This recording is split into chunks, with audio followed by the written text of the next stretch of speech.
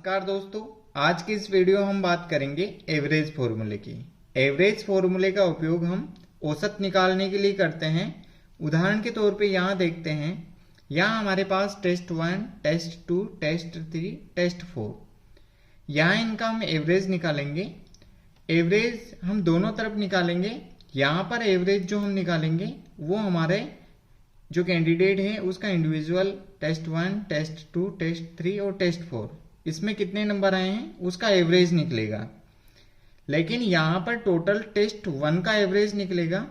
हम दोनों तरफ इसको फॉर्मूले से करते हैं तो फॉर्मूला हमारा लगेगा वो बराबर एवरेज का लगेगा। तो हम स्टार्ट करते हैं, बराबर AVERAG एवरेज, ब्रैकेट लगाना है आपको। उसके बाद टेस्ट 1, 2, 3 और 4 तक सेलेक्ट कर लेंगे, ब्रैकेट लगाना है और ओके कर देना है। यहाँ पर 39 आ गए। अब हम इसको नीचे तक ड्रैग कर देते हैं। यहाँ मैंने नीचे तक ड्रैग कर दिया।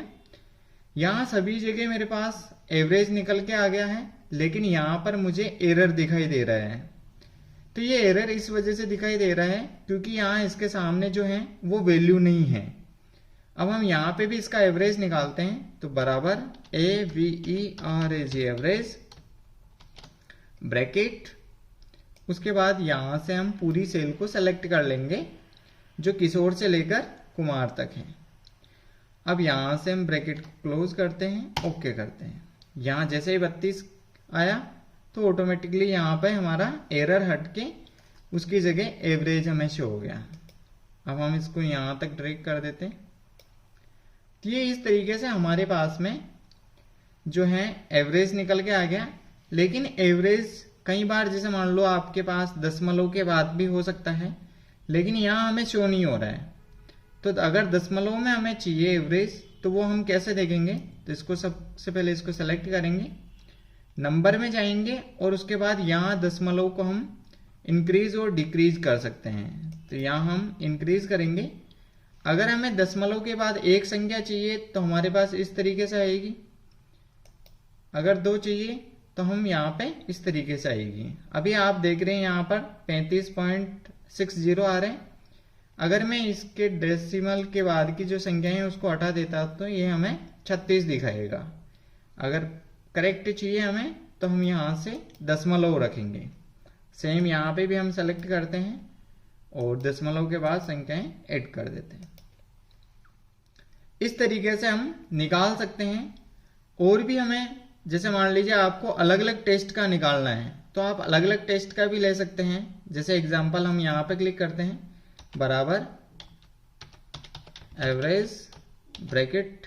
उसके बाद जैसे मान लीजिए आपको टेस्ट नंबर 1 फिर कॉमा लगाना है, टेस्ट नंबर 3 का लेना है, कॉमा लगाएं और उसके बाद टेस्ट नंबर 4।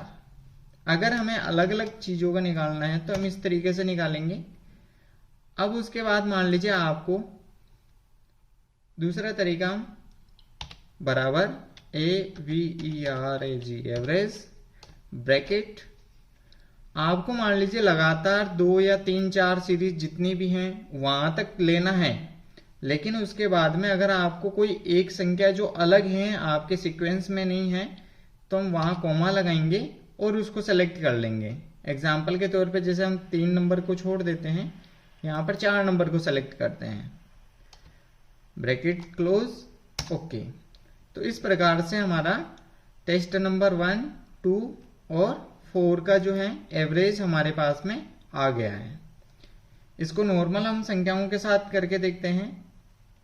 अब उसके बाद में एक तरीका और भी है। जैसे मान लीजिए अभी हमारे पास 35.60 आ रहे हैं, बराबर AVERAG एवरेज, ब्रैकेट। और यहां से जितने भी नंबर्स हैं इस नंबर्स को हम सेलेक्ट करेंगे, ब्रैकेट को क्लोज और ओके। तो हमारे पास में टोटल जो हमारा 35.60 आ रहे हैं वो हमारे पास में यहाँ पे आ गए हैं।